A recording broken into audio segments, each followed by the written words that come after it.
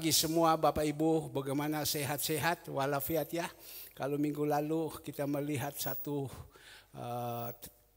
masalah yang diizinkan Tuhan, betul-betul saya juga merasakan bila mana pada waktu itu kalau saya diizinkan saya jatuh, ya itu waktu itu ada suara, ya saya percaya itu setan.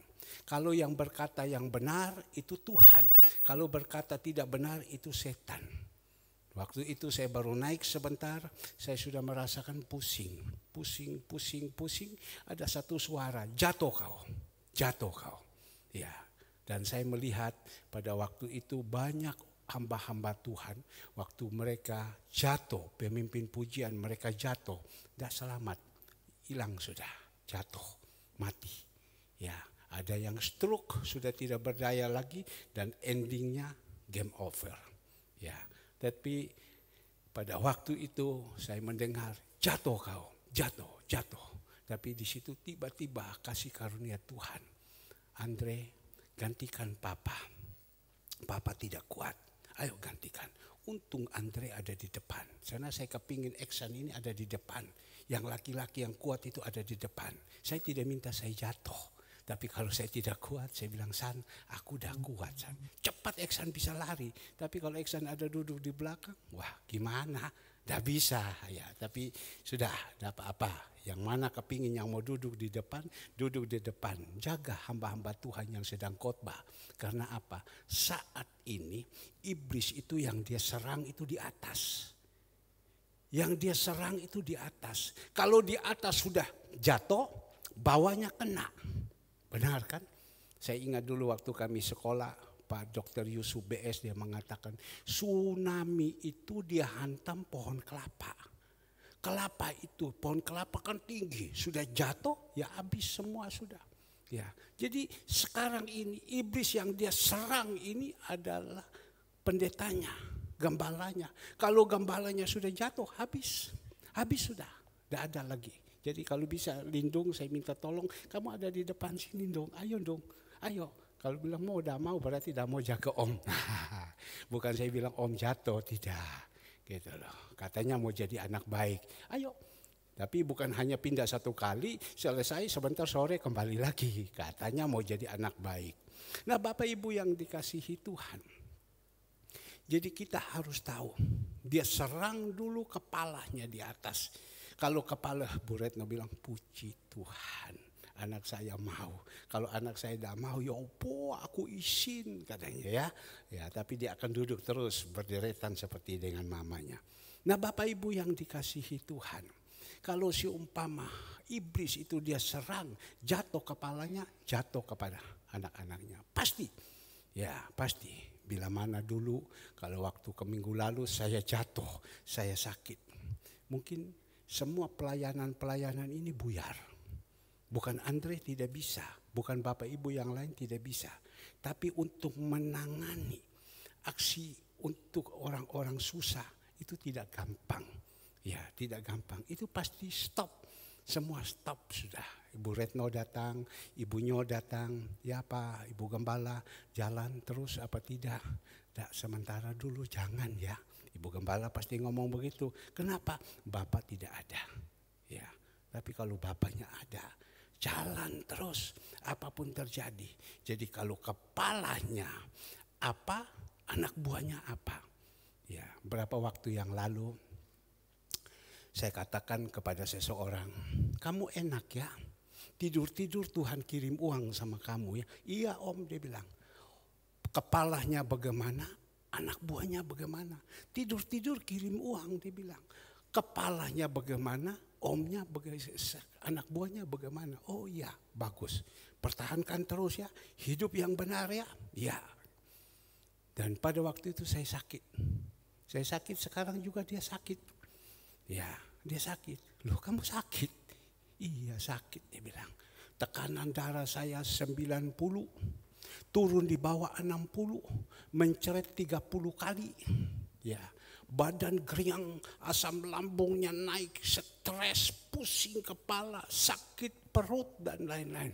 Oh, pendetamu sakit, kamu juga sakit. Iya kan? Jadi pendeta apa? Juga anak buah seperti apa? Ya, tadi Andre boleh ngomong, mohon maaf. Ya, saya ke belakang, saya lihat dia ada di kamar mandi. Dia tahu saya mau masuk, papa masuk dulu, dia bilang masuk. Saya lihat begini, lo kenapa kamu? Aku mencret terus Pak, mencret terus Pak. Karena apa? Ya seperti itu. Semua anak-anak ini yang tidak datang mungkin 10 orang, semua mereka lagi sakit.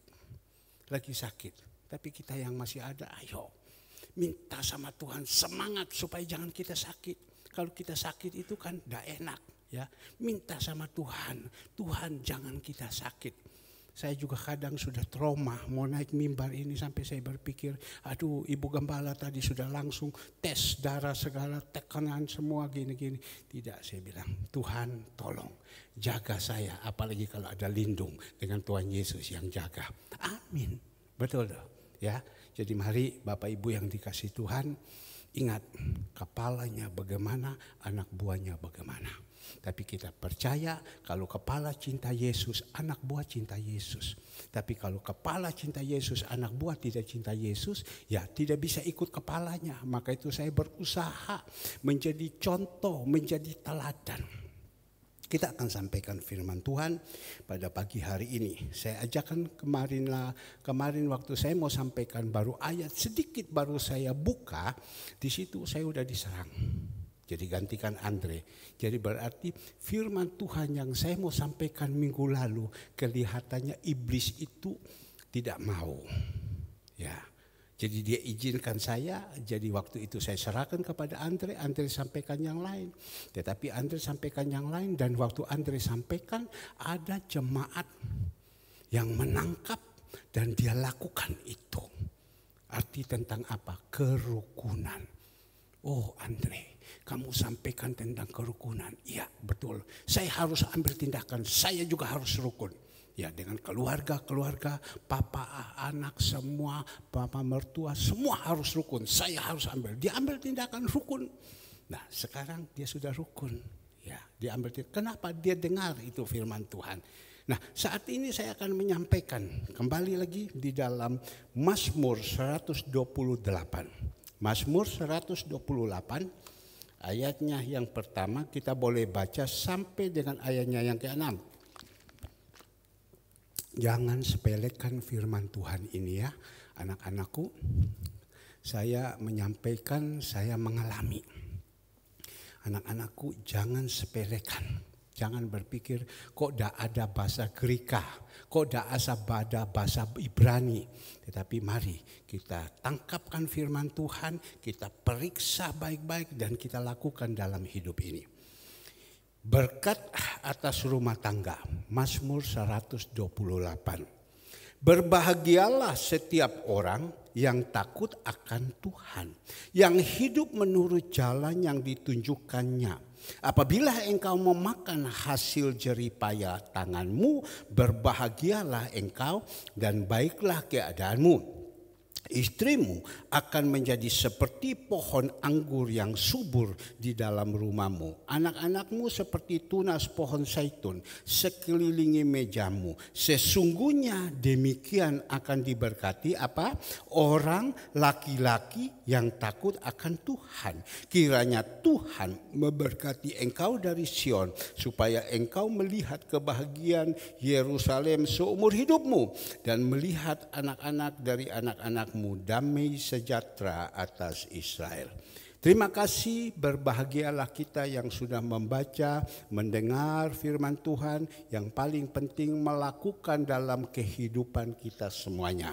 Semua hamba-hamba Tuhan, mereka menyampaikan firman Tuhan, pada waktu membaca firman Tuhan, selesai dia katakan, berbahagialah orang yang sudah membaca, mendengar, dan simpan dalam hati serta melakukannya. Itu yang paling berbahagia. Dan pagi hari ini kita sama-sama sudah diajarkan oleh pendeta untuk membaca firman Tuhan. Tentu kita semua sudah baca kan? Ada yang tidak baca? Salah. Kita harus baca, mendengar, merenungkan baik-baik. Firman itu simpan dalam hati dan melakukannya. Itu yang paling penting. seperti mana saya katakan tadi, seorang jemaat waktu mendengar minggu lalu bahwa kerukunan, dia ambil tindakan, ya harus rukun. Ya, dia ambil tindakan harus rukun, dan sekarang saya sudah mendengar jawaban-jawaban. Iya, Mbak ini hebat, dia melakukan seperti ini, seperti ini. Jadi nanti saya akan tindak lanjuti seperti ini, dan seperti ini. Nah inilah Bapak Ibu, yang sekarang kita diajarkan yang Tuhan mau kepada kita. Kalau kita mau rumah tangga kita itu rukun, rumah tangga kita itu diberkati. Seperti apa yang dikatakan di dalam Mazmur 133 ayatnya yang ketiga. Kalau yang pertama rukun, ketiga diperintahkan berkat itu datang kepada kita. Ulangan 28 ayatnya ke-8. Kalau kita merenungkan firman Tuhan, melakukan apa yang Tuhan perintahkan kepada kita. Ayatnya ke-8. Disitulah Tuhan memerintahkan berkat ke atasmu di dalam lumbung dan di dalam segala usahamu. Ia akan memberkati engkau di negeri yang diberikan kepadamu oleh siapa? Oleh Tuhan Allahmu. Asal kita melakukan kebenaran firman Tuhan. Ya, asal kita melakukan kebenaran firman Tuhan, kita rindu agar supaya rumah tangga jemaat Tuhan yang kita berbicara rukun semua. Saya tidak tahu Bapak Ibu bagaimana yang ada. Apakah rumah tangga Bapak Ibu rukun-rukun? Bagus, percaya. Kalau rukun, bagus, itu berkat datang kepada kita. Tapi kalau tidak rukun, susah, pusing kepala. Sebelum saya masuk, ya, firman Tuhan lebih dalam. Saya masih ingat ada 10 hari seorang pengusaha yang saat ini dia sudah umur 80. Dia datang ke Surabaya dan dia tinggal di gereja. Dia bukan tidak punya uang, dia punya uang. Depositnya banyak, ratusan juta atau miliar ada. Sampai barusan ini pergi ke Pacet, dia bilang, Eksan kamu ikut saya, tinggal dengan saya, kerja sama saya, ikut saya. Kalau tidak kamu saya punya hewan ada, kau ikut sama saya, urus itu hewan-hewan. Mau Eksan? Eksan bilang mau. Tapi tunggu dulu, saya punya anak menikah, baru saya pergi. Kalau belum menikah, belum, tidak enak. Saya sudah pergi, ya saya tidak pulang lagi. Saya tinggal terus di sana. Jadi dia panggil kepada saudara Eksan barusan ini. Tapi Bapak Ibu yang dikasih Tuhan, saya kenal dia lama, tetapi saya tahu semua manusia ini punya masalah. Maka itu ada di dalam pepatah, bahasa Mandarin bilang, Ni kan wo hao, wo kan ni hao. Engkau lihat saya senang, saya lihat kau senang. Tapi selama saya kumpul dengan dia ada 10 hari. Di sini dia punya masalah itu banyak. Masalah apa? Berarti rumah tangganya kurang bagus. Karena apa? Dia ketemu pasangan hidupnya tidak baik. Siapa pasangan hidupnya? Istrinya tidak baik. Menikah, dia cerita kepada saya, istrinya ambil uang, bolak-balik, lari kiri, lari kanan, dan akhirnya pisah. Tapi selama mereka dalam pernikahan mereka, rumah tangga mereka, dikaruniakan anak 2. 2 laki, 1 laki yang paling besar umur 40 sekian, yang 1 umur 30 sekian. Ya. Tapi rumah tangganya tidak bagus. Kenapa tidak bagus? Karena ada di antaranya yang tidak benar. Ya, menikahlah mereka yang membuat mereka pusing, menikahlah mereka, dan di situ kita melihat ada istri, ya, istri yang membuat rumah tangga itu pecah. Ada istri, jadi dia pusing terus, ya. Dia punya harta, dia punya, pertama ada, dia kasihkan anak rumah, dia kasih anak uang, semua sudah ada. Yang satu kan 2 anaknya sudah dikasih semua. Tapi kan punya anak 2, masing-masing punya istri. Ada istri yang baik, ada istri yang tidak baik. Jadi dia punya istri yang tidak baik ini, dia tinggal sama-sama dengan istrinya yang ada di Jakarta. Dia beli rumah, dia tinggal di situ. Dia bilang, ini rumah ingat ya, papa yang beli kasih sama kamu. Kalau papa sudah mati, kamu punya ini rumah. Tapi papa masih ada di sini, papa punya hak. Tapi rumah ini papa kasih atas nama kamu. Tapi istrinya jahat. Dia hanya berkata kepada istrinya, kamu ingat ya, rumah ini punya papa. Kalau kamu kurang ajar kepada papa, istrinya kan sudah tidak ada. Kamu kurang ajar sama papa, hidupmu tidak bagus. Berarti menghormati orang tua. Jadi istrinya jahat. Yang istrinya yang satu lagi ada di daerah. Ya, orang Batak. Orang Batak, marganya Simanjuntak. Simanjuntak. Dia bilang, ini mantu saya yang orang Batak ini. Baik, dia bilang. Baik. Jadi mantu dengan mantu tidak cocok. Karena apa? Yang besar ini jahat. Yang satu ini tidak. Jadi tidak cocok. Tapi yang satu ini keuangannya kurang bagus. Ekonominya kurang bagus. Jadi saya bilang bagaimana? Dia bilang, saya punya uang sekian banyak. Dia tunjukkan semua, dia depositokan di bank semua. Saya tanya sama dia, engkau sekarang udah jalan kayak gini. Kalau kau mati, nanti uangmu kasih siapa? Dia bilang, kasih pemerintah. Salah, saya bilang. San, kon melo san, nanti hartamu kasih kamu. Mau? Mau pak, hehehe. Jadi saya bilang, kasihkan kepada anakmu. Tapi anak saya yang mana yang bagus menurut kamu? Anak saya yang bagus itu yang kecil. Mantu saya. Kalau anak-anak saya baik-baik semua. Mantu saya. Ini yang Batak ini, yang Simanjuntak ini baik. Saya bilang, mana nomor telepon mantu kamu? Saya telepon, iya om, dia bilang. Kalau saya, papa ada di sini, papa jalan di mana, saya pegang terus sama papa. Karena sudah umur 80. Tapi kalau mantu yang satu, masa bodoh, hanya mau uang saja. Oke, kau punya uang. Kalau ada apa-apa kau bagaimana? Anak-anak tidak bisa ambil. Karena dia depositokan atas nama dia. Saya bilang, kamu harus bikin deposito seperti ini. Kalau kamu mati, anak yang mana kau sayang, itu kau kasihkan dia. Tapi dengan catatan ada, saya tanya sama kepala bank, oh dibikin T or B. Ada sistem itu kalau mantu, papa meninggal dengan sendiri jatuh kepada anak. Ya. Tapi kalau si umpama tidak buat begitu susah, urus bertahun-tahun susah. Jadi saya urus kepada mereka. Jadi saya jadi berkat, saya urus, ya terima kasih. Dia pulang, saya atur semua. Nah kembali lagi, rumah tangganya tidak bagus. Rumah tangganya tidak bagus. Kalau rumah tangga sudah tidak bagus, berkat itu tidak ada. Tapi kita pegang ini firman Tuhan.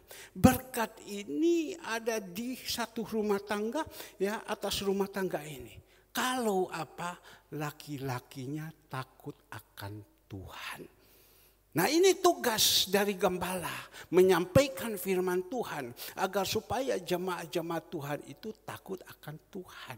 Teristimewa dulu dalam satu rumah tangga kepalanya itu adalah suami. Maka itu kita melihat di dalam ayatnya yang keempat. Ayatnya yang keempat, sesungguhnya demikian akan diberkati orang laki-laki yang takut akan Tuhan. Jadi kalau laki-laki ini sudah hidup takut akan Tuhan, itu enak. Dia bisa membawahi istrinya, dia bisa membawahi anak-anaknya, dia bisa membawahi cucu-cucunya, cicit-cicitnya. Karena laki-laki ini atau papanya hidup takut akan Tuhan. Tapi kebanyakan sekarang laki-laki sudah tidak takut sama Tuhan. Yang dia takut sama istri. Maka itu orang bilang DKI, dibawa kele istri. Tidak takut sama Tuhan. Dia takut sama istri. Kalau istri sudah omong takut. Jadi teman saya bilang, anak saya ini takut sama istri. Kalau istri sudah omong susah, gak mau dengar lagi. Ya, Jadi papa dia bilang, saya ada tinggal di anak saya tahu saya ada di mulut macan. Maka itu saya tidak mau uang saya ini sampai begini. Ya sudah, saya bilang, kalau kamu, tapi anaknya yang Simanjuntak ini, papa tinggal sama kita. Papa tinggal sama kita. Itu, jadi saya bilang kamu lihat, betul kamu lihat, ya anak saya yang mantu saya yang kecil itu baik, dia bilang. Saya kemana dia urus, maka itu saya melihat Ivon dia saya lihat mama mertua jalan dia pegang. Fon, kamu harus jadi mantu yang baik loh Fon. Jangan sampai kamu jadi mantu yang jahat. Kalau kamu jadi mantu yang jahat itu bukan anak Tuhan.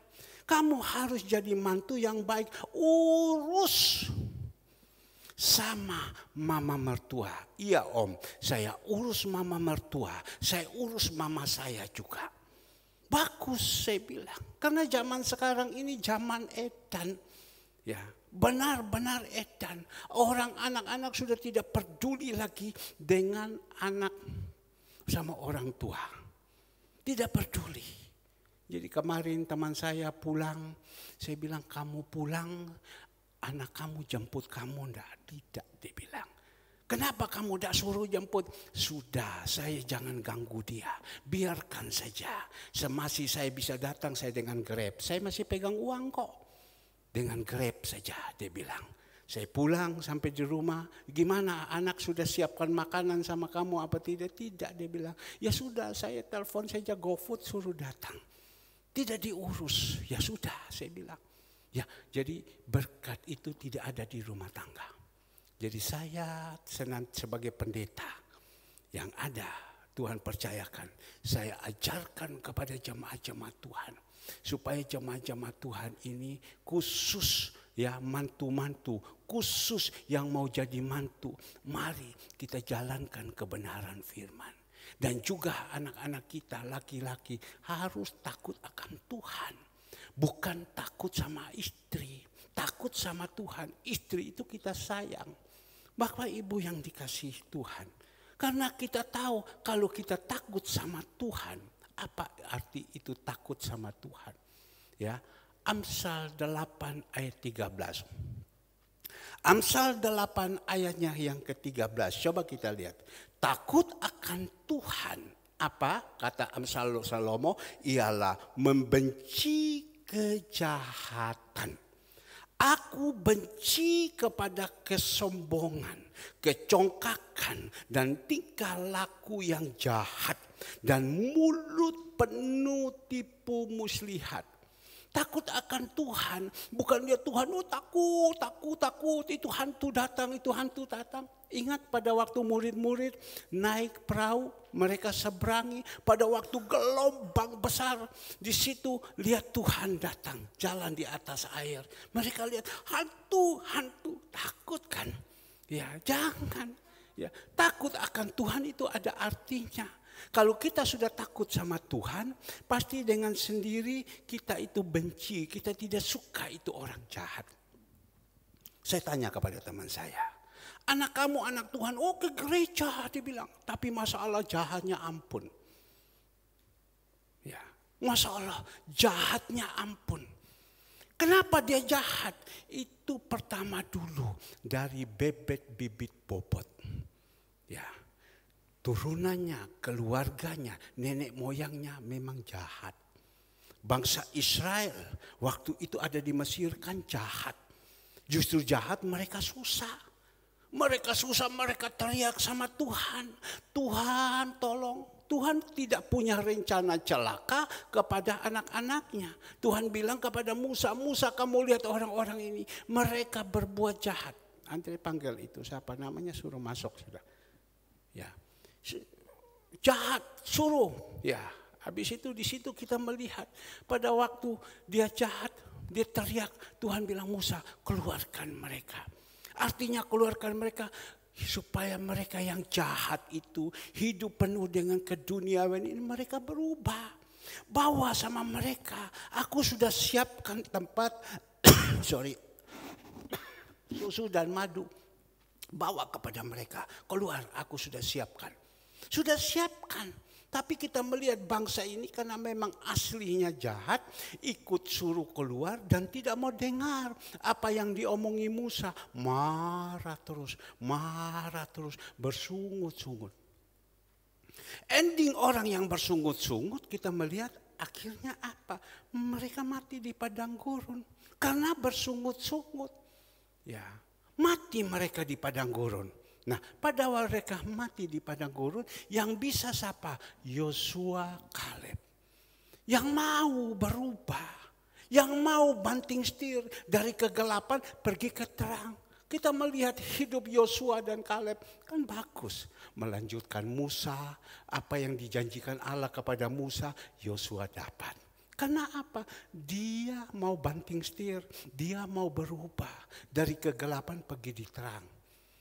Tapi ada orang jadi anak-anak Tuhan tidak mau berubah.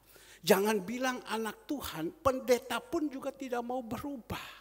Maka itu saya senantiasa berkata kepada jemaat Tuhan. Ya, pendeta itu ada dua, hamba Tuhan itu ada dua. Pilihan Tuhan atau yang untuk urus perut. Kalau dia bukan pilihan Tuhan, dia hanya motivasi datang sama Tuhan untuk mencari perutnya saja, itu percuma. Kalau tanda pendeta yang hamba Tuhan, yang dipilih Tuhan, dia perhatikan anak-anaknya. Dia perhatikan anak-anaknya, dia korban hidupnya. Maka itu Bapak Ibu, kita berdoa sama Tuhan. Sore nanti kan kita akan makan dan minum tubuh darah Yesus. Jangan tinggalkan, jangan lari, tidak boleh. Sementara ada perjamuan kudus, kita makan, sebelum kita makan kita periksa. Ya, apakah hidup saya ini masih ada penuh kejahatan dalam? Jahat itu apa? Pikiran yang jelek, niatnya yang jelek, hati yang jahat dan lain-lain. Itu jahat. Seperti apa yang dikatakan teman saya. Aduh, mantu saya yang ini jahat. Saya tinggal di mulut singa. Saya tahu. Maka itu saya tidak mau terlalu pusing. Saya tahu saya punya mantu yang ini baik. Anak-anak saya baik, anak-anak saya takut semua sama istri. Ya, takut semua sama istri. Istri-istri ya, jangan kamu atur kamu punya suami. Kalau kamu sudah atur suami, kamu bikin suami takut sama kamu, nanti jadi apa suami? Suami itu kan kepala rumah tangga. Tapi kalau istri mau komandokan kepada suami, ya maka itu suami-suami juga harus yang benar, punya tanggung jawab. Takut akan Tuhan, jauh semua dari kejahatan, tidak suka itu jahat. Tidak suka, kadang kita tidak sadar. Saya sebagai hamba Tuhan, saya berpikir, Tuhan, ada saya masih jahat, kadang ada pikiran jahat sama saya. Oh tidak mau, saya tidak mau jahat, ada pikiran jahat. Oh kau jahat ya, kau kurang alas, kurang ajar. Kau jahat, saya balas kau dengan jahat. Ya, ada seperti itu manusia. Tapi kalau kita punya penguasaan diri, kita berpikir, oh tidak, Tuhan benci itu jahat. Jadi coba kita yang ada di gereja, yang di rumah, kalau ada yang streaming, kalau ada Bapak Ibu yang jahat, niat jahat itu tinggalkan.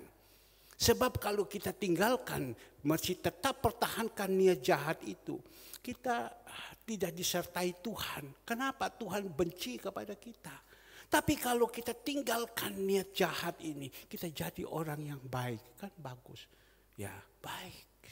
Maka itu Bapak Ibu yang ada di gereja, yang ada di luar, kalau ada di dalam hati kita jahat, tinggalkan. Tidak boleh. Ya, jadi orang yang jahat-jahat. Itu yang jahat-jahat itu adalah orang yang sudah kenal Tuhan tetapi masih ada hati yang jahat. Ya, jahat itu dia tidak suka melihat orang itu maju, dia punya keirian, dia mau balas kejahatan dengan kejahatan dan lain-lain. Itu jahat, tidak baik. Ya. Saya berapa saat ini, kalau saya 2 minggu sekali ada yang pijat sama saya. Dia bilang, Pak, saya pijat sama Bapak ini sudah 10 lebih tahun, dia bilang. Ya, dulu kalau saya pijat sama Bapak sering teriak-teriak.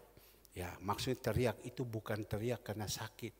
Ya tidak cocok. Wah kamu itu goblok, mohon maaf. Ya kok ngomong kayak gini. Sekarang Bapak ini kok kenapa? Kok diam saja? Ya saya bilang mau apa lagi? Tuhan kita Yesus Kristus sudah rubah kita. Saya pijat sama Bapak diam saja. Yang saya dengar Bapak bagaimana bisa membuat yang baik kepada orang, tolong orang, perhatikan orang. Tapi kalau dulu Bapak teriak, waduh pusing kepala saya.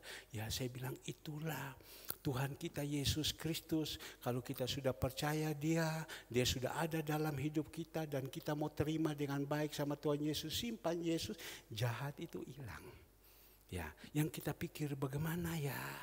Tadi waktu saya keluar pagi-pagi, saya sudah 3 hari 4 hari saya tidak ketemu pemulung ini. Tadi saya ketemu dia. Dia datang, Pak, aku sakit Pak. Kakiku, dia kan lahirnya itu dari tidak normal. Sakit Pak, aku udah bisa jalan sakit. Kok uripe susah. Saya bilang Tuhan kasihan. Saya langsung telepon sama Ibu Gembala, orang ini sudah ada, kamu siapkan uang ya, kasih sama dia. Dia tanya sama saya, Pak, beras ada Pak? Beras ada. Saya bilang beras sementara belum ada, kau doakan ya, supaya Tuhan kirim beras, nanti kalau datang engkau ambil ya. Ya, iya Pak, terima kasih ya. Ini uang saya kasih sama kamu. Ya, apa yang kamu mau di dalam dos-dos, buah-buah? Ibu Gembala tanya dia mau sup. Sup kemarin kan dimasak sama ibunya itu banyak. Mau sup? Ya, mau sup. Ya, saya tanya, Pak, aku belum pulang Pak. Kalau sup itu saya harus masak lagi untuk saya makan. Aku belum pulang. Saya tidur di pinggir-pinggir rumah. Uripe cek susah ya Pak ya. Saya lihat ini, aduh kasihan. Uripe cek susah. Memang sekarang ini banyak orang susah. Banyak orang susah. 2 Timotius 3 ayat pertama. Sekarang ini banyak orang susah. 2 Timotius 3 ayat pertama. Ketahuilah bahwa pada hari-hari terakhir akan datang masa yang sukar. Sukar ya, benar. Saya mengalami sukar semua kesulitan-kesulitan. Kenapa Tuhan kok omong kayak begini jahat?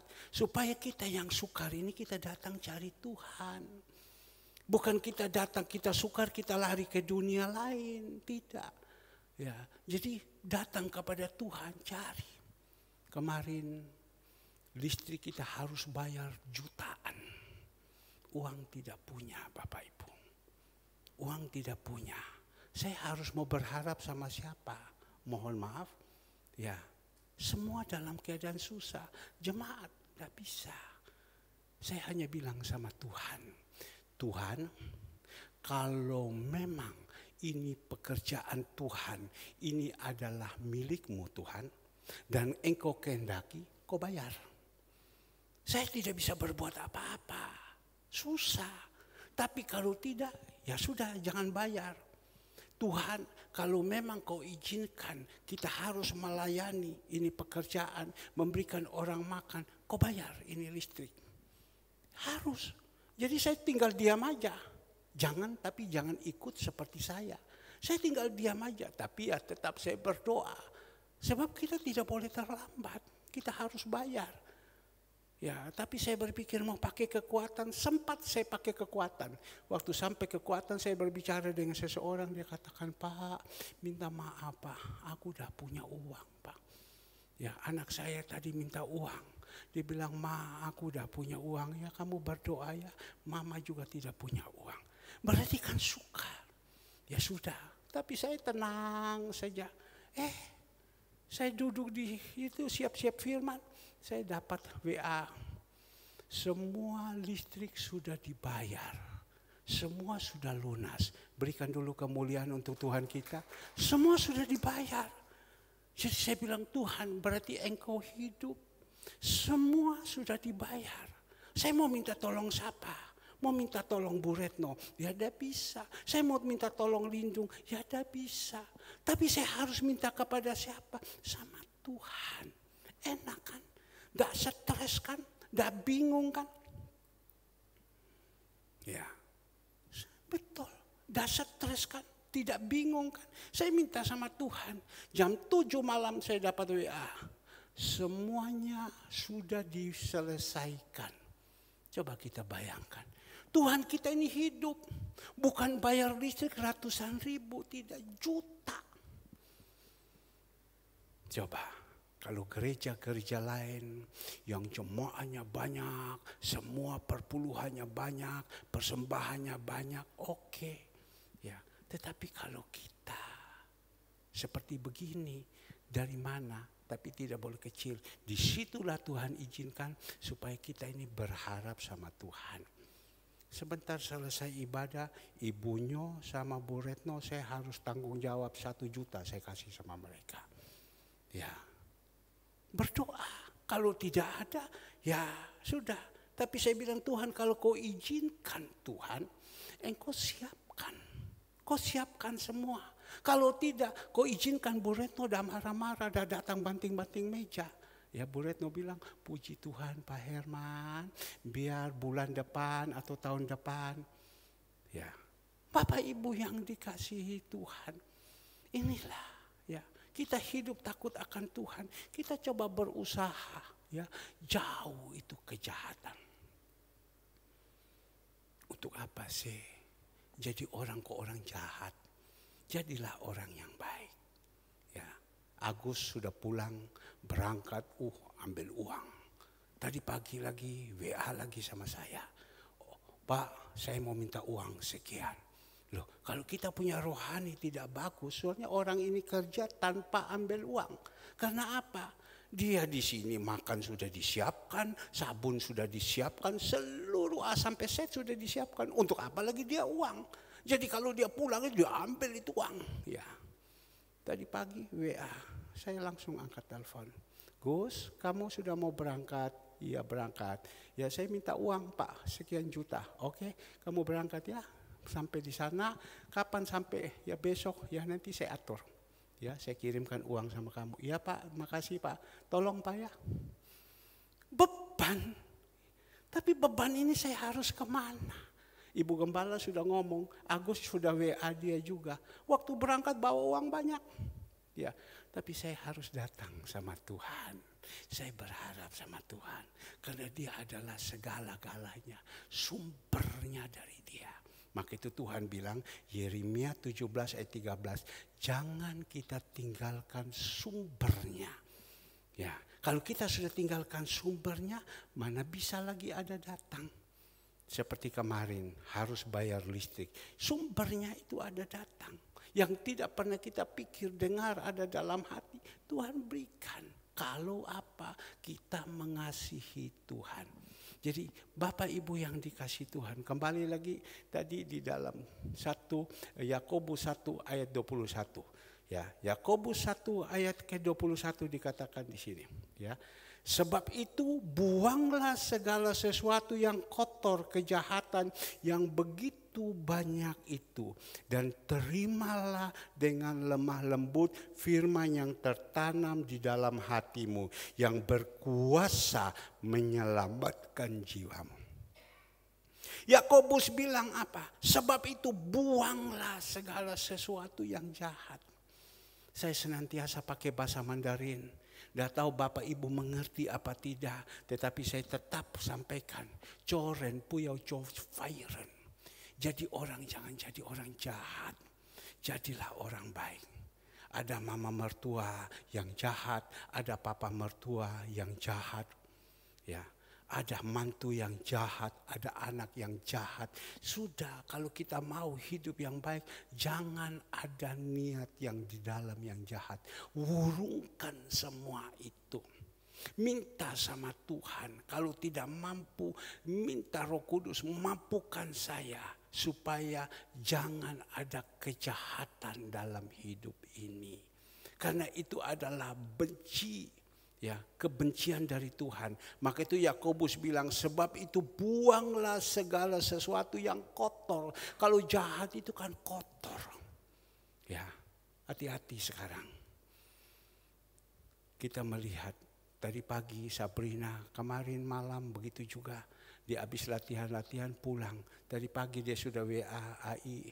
Aku iki tadi mulai malam sampai pagi terus murus. Karena apa? Makanan di luar kotor. Kotor, ya. Tadi saya tanya sama Dila, kenapa kamu terlambat? Iya om, tadi malam saya pulang om, makan om, ya pulang, permisi, buang terus tapi dia lari. Andre juga ikut buang juga, tidak tahu makan apa dia. Tadi pasti mamanya tanya, nyokon makan apa nyok? Kemarin kamu keluar makan di mall itu makan apa? Kotor semua. Ya, maka ibu gembala itu paling baik. Ya dia bilang apa? Sudah, jangan kamu makan yang ini. Kamu kepingin makan apa? Barusan teman saya, pendeta Robert Louis, undang kepada saya dengan teman saya. Karena mereka masih sepupu. Makan di Kembang Jepun. Itu begitu antri yang makan. Dia bilang ini antri. Makan ini lomi enak. Enak ini lomi. Ya, sudah selesai bilang enak ini lomi. Selesai pulang kita makan. Waduh, kanji yang begitu banyak. Besok ibu gembala minta ibunya bikin lomi sambil ibu gembala lihat. Begini, makan bersih. Ya. Baru teman saya bilang, ini baru lomi. Kalau yang kemarin saya makan itu udah enak. Ini baru lomi. Oh saya ingat kemarin Andre sakit-sakit perut itu Kesia pulang beli sate. Ya 10 tusuk, Andre makan 8 tusuk. Oh pantas. Ya jadi sekarang saya masuk di dalam dulu. Andre kok sebelum. Ya hati-hati ya. Makan yang kotor di luar. Alek udah bangun itu kemarin telepon udah bangun, istrinya bilang udah bisa latihan semua teler dan lain-lain, tekanan darah, kamu pergi ke dokter mana, pergi ke dokter ke Kerampung. Waduh angel kamu, saya angkat telepon paralel orang 3 kasih tahu ya ini kamu mau ini karena apa, makan. Pulang hari itu istrinya ajak makan di luar. Makan mungkin tahu tek-tek atau bebek Bu Serjo. Ya Bujo Serjo itu. Ya mungkin makan itu. Pulang 30 kali masuk gitu. Maka itu Atalia ojo makan luar ya. Di rumah saja Mama Greta masakan bersih. Enak makan di rumah saja. Biar makan sayur-sayur tidak apa-apa, sehat ya. Jangan makan terus di luar, kotor. Wah saya lihat kemarin, saya bayangkan waktu saya makan di Kembang Jepun yang antri begitu banyak. Itu piring itu dicuci di pinggir jalan. Nggak tahu air dari mana, air got dipakai cuci semua. Kita makan, ya opo. Ya sampai sebagian rupa kotor. Sebab itu buanglah segala sesuatu yang kotor. Kotor. Dan kejahatan yang begitu banyak. Ya, ada orang yang hidupnya itu jahat sekali, ada. Tuhan minta itu buang. Tuhan benci itu loh. Yang jahat itu, yang begitu banyak. Ya, ada orang yang begitu banyak, dia jahat, dia tidak bisa diomongi, tidak bisa dinasihati, tidak bisa ditegur, tidak terima, ngamuk. Ya, jahat sekali, ada orang seperti itu. Tapi kalau dia sudah terima Tuhan, dia sungguh-sungguh dalam Tuhan, Tuhan rubah loh. Rubah. Kemarin habis anak-anak latihan semua, Kesia sama Andre katakan, Pak ada satu pendeta sama anak-anaknya dia keras betul-betul. Pendeta siapa ini? Kerasnya bagaimana? Ya, disiplin dia. Saya bilang itu kan bagus kan untuk ini. Karena dia tahu ini pendeta kan tahu. Di luar ini sekarang semua seperti itu. Tadi saya tanya sama Ani. Keperucut mulut saya. Nih anak kamu itu bagaimana? Ada di mana? Udah tahu Pak, sebentar di gereja sini, sebentar di gereja sini. Hati-hati loh nih, saya bilang. Ya aku tak kawal terus, kau mau kawal sampai kapan? Ya hati-hati loh nih. Ya, nggak ada yang mengontrol, hati-hati loh. Iya Pak sebentar di gereja ini, sebentar di gereja ini, melo temannya. Hati-hati, hati-hati. Tidak selama orang masuk gereja, kalau tidak dibimbing yang baik dia jadi baik, ditambah jahat. tambah jahat. Sekarang ini di luar itu begitu banyak, kalau saya lihat ya orang yang tidak suka pendeta, mereka fitnah kiri kanan, berbicara tentang perpuluhan, berbicara tentang apa, segala semua mereka lakukan. Karena apa? Iblis mengaum-ngaum, menghancurkan anak-anak Tuhan. Saya tadi pagi 4:30 saya berbicara dengan teman saya. Saya ajak sama dia ke gereja. Saya omong sama dia, tapi dia berbicara tentang hamba-hamba Tuhan. Karena di luar itu viral. Banyak yang menjelekkan. Ya, tidak semua hamba Tuhan itu jelek. Semua itu baik. Ya. Tapi kalau kita sudah kemakan macam begitu, sudah dipikir kita ini yang paling hebat, sudah tidak mau. Iblis 1 Petrus 5 ayat 8, iblis mengaum-ngaum mencari orang yang siap ditelan. Karena tahu waktu ini kan waktu sudah dekat. Ya, waktu sudah dekat. Iblis usahakan membinasakan kita. Membinasakan kita. Kalau kita sudah dibinasakan, kita lari daripada Tuhan. Kita tinggalkan Tuhan, berarti kehidupan kita ini. Maka itu mari kita orang-orang tua, bawalah anak-anak kita. Jangan ditinggalkan di rumah. Nina Bobo, oh ini tidak pernah beribadah. Anak itu mau jadi apa? Coba kita renungkan. Maka itu pagi hari ini, buanglah segala kejahatan yang banyak itu. Terimalah dengan lemah lembut firman yang tertanam dalam hatimu. Saat ini kita yang menerima firman. Firman itu adalah Tuhan. Firman itu berkuasa. Ya, dia akan masuk di dalam kehidupan kita. Dia sadarkan kita. Kadang kita tidak sadar. Kita sudah dirubah oleh firman Tuhan. Firman itu punya kuasa. Kalau kita baca ini bukan baca Petro Gareng loh, tidak. Ya, ini firman. Yohanes 1 ayat 1, pada mula adalah firman. Firman itu Tuhan sendiri. Kita mendengar kadang kita tidak sadar. Saya perokok. 1 hari 6 sampai 7 pak. Dengar firman Tuhan pertama dah mau lepas. Tapi lama-lama lepas sudah. Dan saya tahu sampai sekarang bahwa rokok itu enak. Kadang orang isap itu rokok. Ada di samping saya, enak ya. Saya sempat, ya. Tapi saya takut. Saya berani merokok, habis sudah hidup saya. Roh Tuhan yang sudah ada sama saya, dia keluar. Ya, apalagi rokok, berzina. Kita tidak boleh, kita ini laki-laki. Kalau dulu suka berzina, ya, dan lain-lain. Tapi kalau kita sudah terima Tuhan Yesus, sekarang tidak mau lagi. Satu kali kita jatuh habis. Roh Tuhan keluar, tidak bisa masuk lagi. Coba lihat orang yang sudah keluar dari gereja, suruh masuk, tidak bisa. Kecuali kau kasih sama dia uang 1 miliar, 1 juta, 2 juta, 1 juta mungkin dia tidak mau. 10 juta mungkin dia datang. Ya. Tapi untuk suruh dia kembali lagi sudah susah. Karena apa? Sudah dikuasai hidupnya dengan kegelapan. Iblis sudah kuasai dia. Maka itu Bapak Ibu jangan kita tinggalkan. Dikatakan, dan terimalah firman Tuhan dengan lemah lembut. Firman yang tertanam di dalam hatimu dan berkuasa menyelamatkan jiwamu. Firman ini menyelamatkan jiwa kita. Bapak Ibu, hari-hari ini bukan hari-hari yang baik. Bukan hari-hari yang baik. Tambah hari tambah jahat. Diizinkan Tuhan. Ya, tambah hari tambah jahat. Kemarin saya berbicara dengan teman saya, teman renang. Saya sudah bolak-balik bicara dengan Bapak Ibu. Dia direksi dari satu bank. Pak Herman, ekonomi ini sekarang sudah lain. Sudah penuh dengan kesusahan. Tambah hari tambah jahat. Tambah hari tambah susah. Jadi bagaimana Pak kita gini? Ya sudah, itu betul sudah Pak Herman bilang.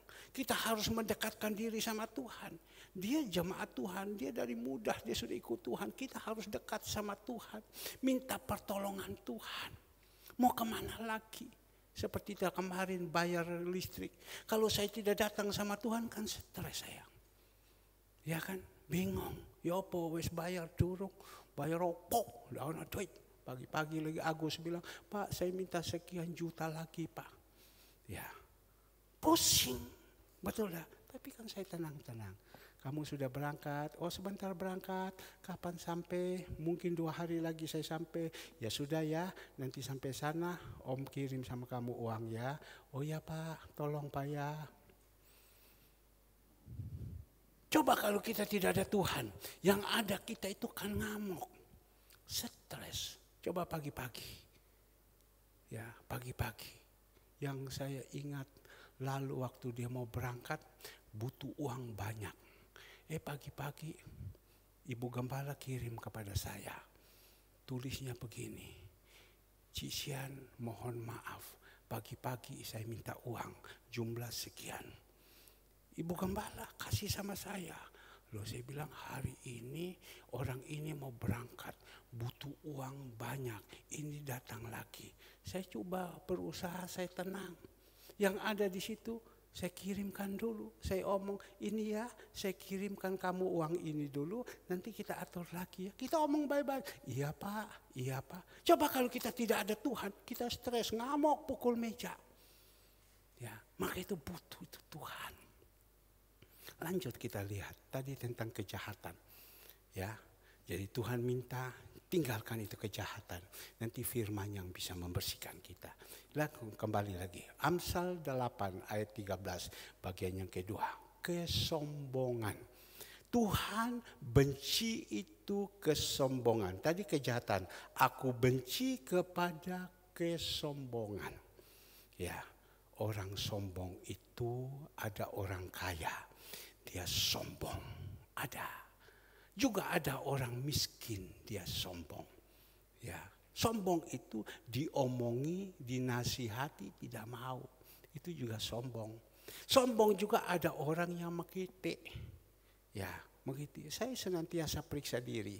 Saya ini sombong daya. Saya Bapak Ibu dasarnya tidak ada dasar untuk hidup. Bayangkan seluruh harta-harta saya diambil sama Tuhan. Saya sampai jadi orang kismin, tahu kismin, miskin. Ya, miskin. Tapi Tuhan angkatkan saya sampai hari ini. Saya berusaha. Tuhan memberkati saya berusaha jadi berkat. Saya tidak boleh sombong. Kalau saya sombong, berarti Tuhan benci sama saya. Tadi benci apa? Kejahatan. Habis itu sombong. Jadi kita jadi orang apa yang mau disombong sih? Saya dulu kalau bukan Tuhan tolong saya ini jadi apa? Kalau saya tidak ditolong Tuhan, saya jadi apa? Rumah tidak ada, semua tidak ada. Sudah habis diambil bank.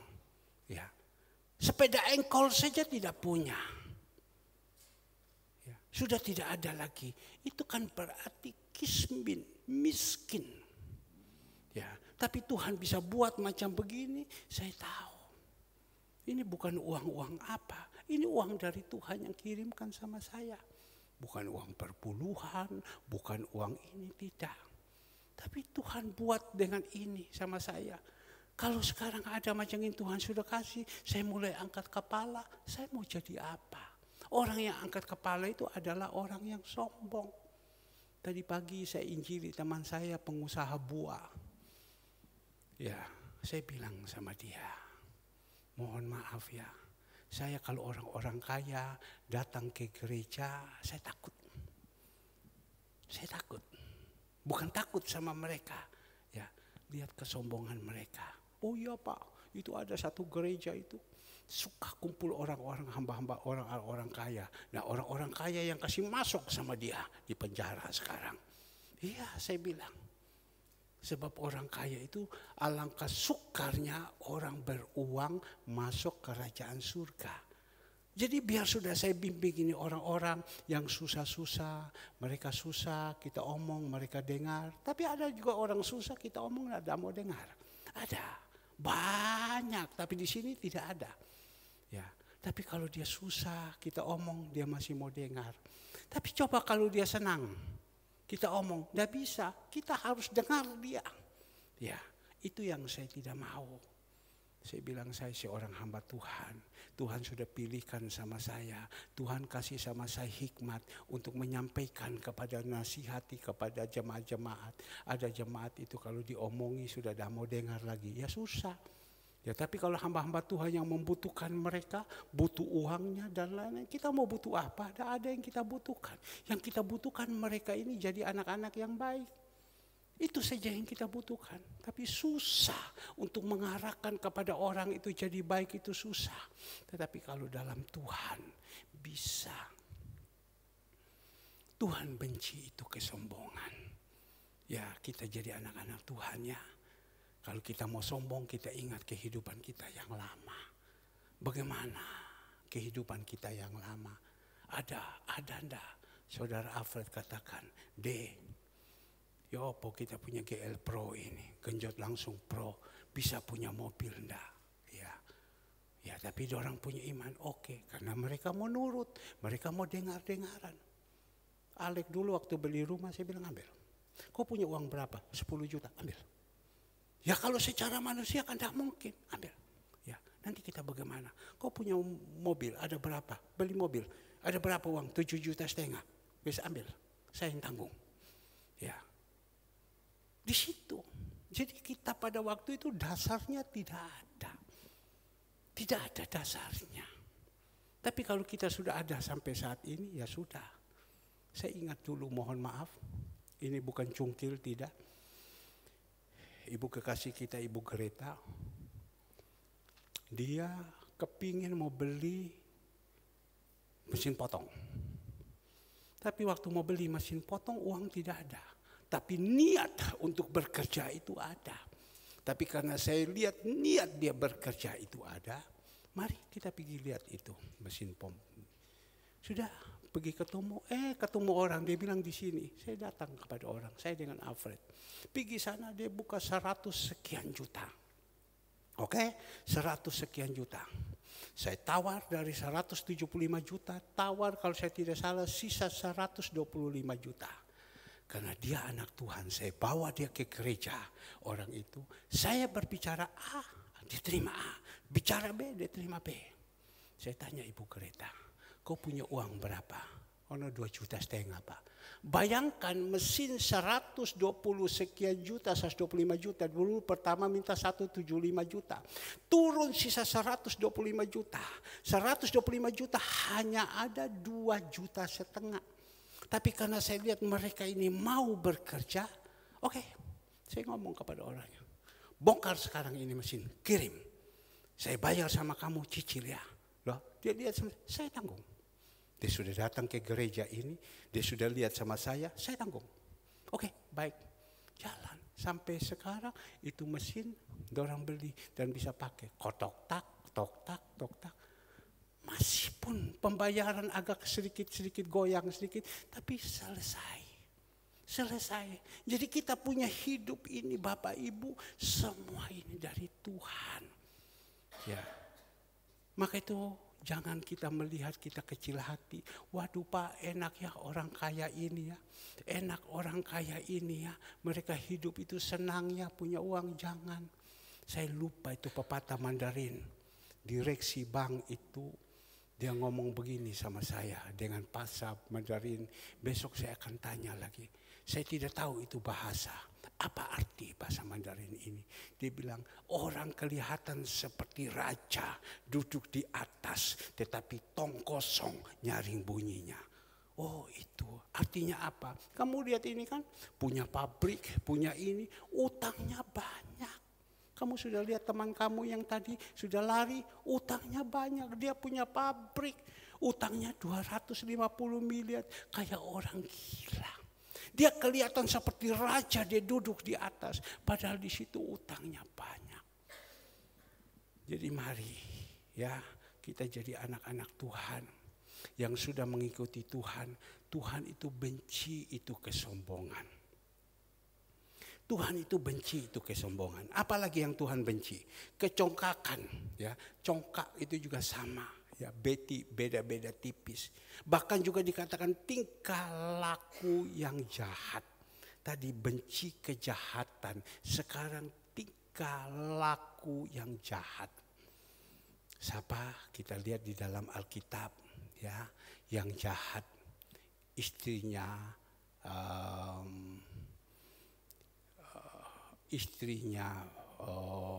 siapa yang jahat ini? Siapa ini? Saya lupa ini. Andre masih ingat istri yang jahat? Siapa? Isabel. Ya, Isabel jahat sekali kan. Suaminya baik, tetapi istrinya jahat. Ya, tidak boleh. Tingkah laku yang jahat itu kita tinggalkan. Kalau kita mau hidup bagus. Tapi kalau kita tidak mau tinggal laku, susah aku. Bapak tak mau tahu. Tingkah laku kita yang jahat itu kita tinggalkan. Tingkah laku yang jahat dan mulut penuh tipu muslihat. Ya, jangan ada tipu. Kadang kita dalam orang dunia untuk mencarikan keuntungan. Kita lakukan segala hal, kita capai untuk mendapat sesuatu. Ya, tidak boleh. Saya barusan ada orang yang mau datang kerja, dia dari seberang. Mau kerja, dia datang sama saya berbicara. Waktu berbicara kan saya tahu ini tipu apa tidak. Saya bilang tolong ya, berbicara sama saya tidak boleh tipu ya. Ya, tidak. Saya tahu kalau kau tipu, saya tahu. Ya, karena dia dulu ikut Tuhan. Sudah ikut Tuhan, dia tinggalkan itu Tuhan. Dia ikut agama lain. Habis ikut agama lain, dia pisah di dalam rumah tangganya. Semua istri pertama dia cerai, istri kedua dia cerai. Dan sekarang dia bilang dia susah ini hidup. Sudah habis-habisan susah ini hidup. Waktu dia berbicara sama saya katakan kepada dia, ingat ya, bicara itu jangan bohong. Kau bohong saya tahu. Tapi yang paling penting Tuhan ajarkan kepada kita. Jangan ada tipu muslihat di dalam kehidupan kita. Kadang orang untuk menjaga hidupnya, menjaga dia punya kedudukan, dia berusaha menipu. Ya.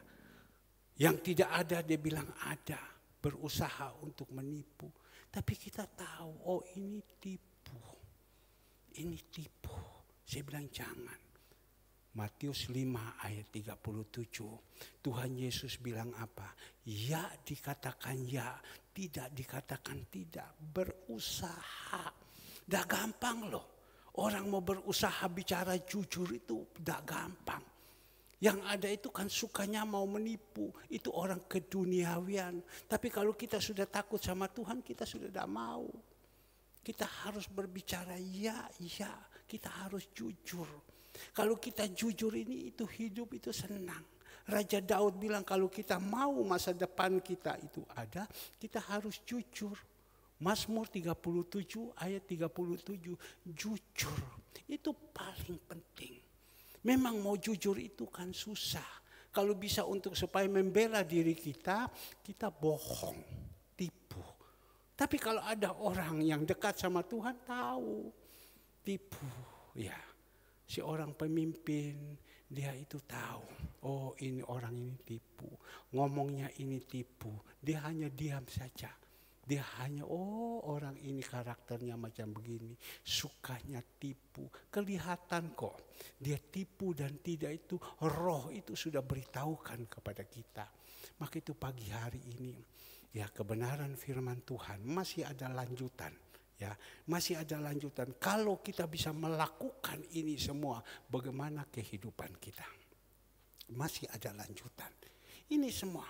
Kalau kita bisa melakukan, ya takut akan Tuhan, kehidupan kita ini akan dilanjutkan. Dilanjutkan di dalam ayat yang kedua. Kita melihat, apabila engkau memakan hasil jeripaya tanganmu, berbahagialah engkau dan baiklah keadaanmu. Kalau kita sudah bisa melakukan ini, ya Amsal 8 ayat 13, takut akan Tuhan. Kita dapat hasil makan itu makan yang benar. Tidak dapat dari hasil tipu muslihat. Tidak dapat dari hasil yang tidak baik. percuma. Kita kerja daripada hasil yang tidak baik, nol semua, tidak ada gunanya. Maka itu Bapak Ibu, saya tidak perpanjang ya. Ini sudah selesai, Pak. Kenapa Bapak cepat? Ya gini-gini sudah 2,5 jam. Ya, sudah 2,5 jam. Jadi saya berharap mari jemaat Tuhan ya. Tadi kita memulai terlambat. Ya, terlambat. Jangan terlambat. Ya, berusaha kalau bisa sebelum 10 menit kita sudah ada, mari kita berdoa dulu. Tadi mulainya setengah ini. Kita jemaat sekarang ini sudah mulai terlambat karena mungkin sudah tidak ada yang tegur. Ya masa kita harus tegur terus. Kita mau hidup kita akan benarkan, jangan terlambat.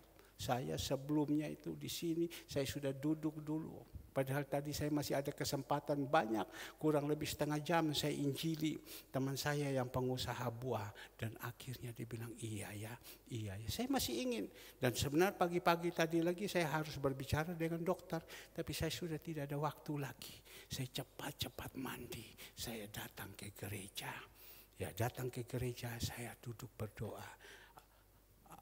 Bapak Toga Sirait sudah ada. Orang tua pegang disiplin. Dia pegang disiplin. Dia datang, maka itu kita berusaha jangan lambat. Apalagi nanti sore ada perjamuan kudus. Ayo ya, jangan. Ini hari-hari ini. Oke, kita bekerja, ya kita kerja. Kita kerja saja, tetapi ingat, ibadah itu kita penting sekali. Ya, penting sekali ibadah. Ibadah yang sejati itu, dia katakan itu ada janji-janji Tuhan dalam hidup kita. Hidup ini penuh kesusahannya. Susah ya, semua masing-masing, semua mengalami kesusahan. Semua susah. Bu Retno bilang, Pak, aku 2 bulan lagi Pak ya. 2 bulan lagi ya. Harus siap uang 18 juta untuk kontrak ke rumah. Pusing juga kalau kadang bangun tengah malam pusing ya. Ya apa ini? Mbak Ciplu datang, pli, ya apa ini? 2 bulan lagi kita harus pindah, bayar uang 18 juta ya opo. Anakmu lindung ya opo. Sudah siap enggak? Jangan harapkan lindung. Harapkan Tuhan. Bu Retno mulai tanya lagi, Ciplu, ya opo anakmu saya udah ngomong sama kamu. Sudah ada enggak? Gini, enggak. Sudah pas pada waktunya. Kemarin mau bayar list, mau bayar. Pas waktunya. Tuhan tolong. Pas waktunya Tuhan tolong. Tuhan kirim. Kemarin saya ada ngomong sama Eksan. Kau lihat ini San. Ya, saya butuh uang sekian banyak. Tiba-tiba ada orang kirim. Berapa San uang yang dikirim San? Agak keras. 7.900.000. Tiba-tiba ada orang kirim 7.900.000. Ya, terus kirim. Kenapa? Butuh banyak. Tuhan kirim, San kamu lihat, ingat San dia lihat. Maka itu San, kamu mau San ke Jakarta San? Mau dia bilang. Nanti habis itu tunggu anak saya menikah, aku tak ke Jakarta, aku tak pulang lagi. Aku tinggal. Jadi kemarin dia bilang, kalau tidak Jakarta, kamu ke Wengapu. Hewan saya ada di sana, keurus. Mau San? Mau. Jadi Cicu, anak mantunya nanti mau pindah. Ya, tidak mau pulang lagi katanya. Ya, senang dia di sana. Sekarang ake duit Eksan. Kemarin datang San, sini San. Ya, gitu. Cuma Eksan waktu pulang dia tunggu Eksan untuk antar dia pulang, Eksan dan antar. Jadi dia bilang nanti dia mau pergi, kirim dia sama saya di sana. Ya, jadi saya rasa sekian amannya. Saya masih sehat semua. Dong, tetap jaga Om Herman, jangan sembunyi di sana. Ya dong ya. Ya, kamu katanya mau jadi baik. Dong, kenapa kamu rajin doa pagi? Aku mau jadi anak baik Om. Ya jadi anak baik begitu, dengar, haleluya. Ya, sore ada perjamuan kudus, saya berharap semua bisa hadir. Ya, datang kita makan dan minum tubuh darah Yesus. Ya, jangan sekali-kali lagi ada kejahatan dalam ini. Pikiran sombong, kalau saya tidak ada, mana bisa jalan? Tidak. Kalau Tuhan tidak ada, pasti tidak bisa jalan kita. Tapi kalau kita manusia, tidak ada, itu masih tetap jalan. Ada orang kan begitu, berpikir saya ini orang hebat, kalau saya tidak ada, tidak jalan. Tidak, jalan. Ya, itu adalah orang-orang yang sombong. Tidak boleh. Tuhan benci orang-orang yang sombong itu ada bahasa Mandarin bilang apa? Chung yu iken. Ada satu waktu dia pasti jatuh. Pasti jatuh. Pak, kenapa Bapak omong begitu? Pengalaman saya. Banyak saya lihat sekelilingi saya. Ya, sombong. Dasarnya tidak bisa jatuh, tapi dia jatuh.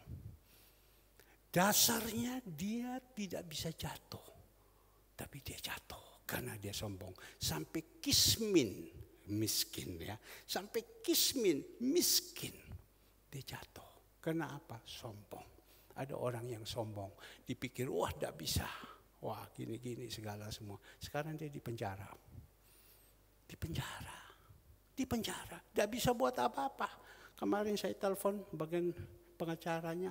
Ya Pak, kami sudah buat satu ini. Kelihatan tidak bisa diterima. Jadi harus masuk. Masuk. Anak muda. Sombongnya ampun.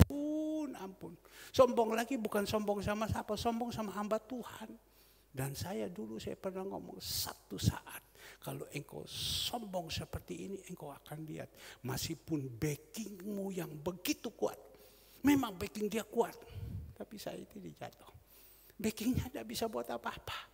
Dia mengalami berhadapan dengan kejaksaan. Habis dia masuk di dalam. Sekarang duduk. Menurut informasi kemarin saya telepon. Waktu orang pergi. Dia duduk di semen. Buka baju karena panas. Ya, duduk di semen, buka baju karena panas. Kalau kita masih ada sekarang di gereja dingin, itu enak. Dia duduk di semen, buka baju karena panas. Karena apa? Karena sombong. Saya tidak berbicara apa-apa. Saya hanya berdoa untuk saya. Saya tidak boleh sombong. Saya tidak boleh sombong. Saya juga berdoa sama jemaat-jemaat. Jangan sombong. Apa sih?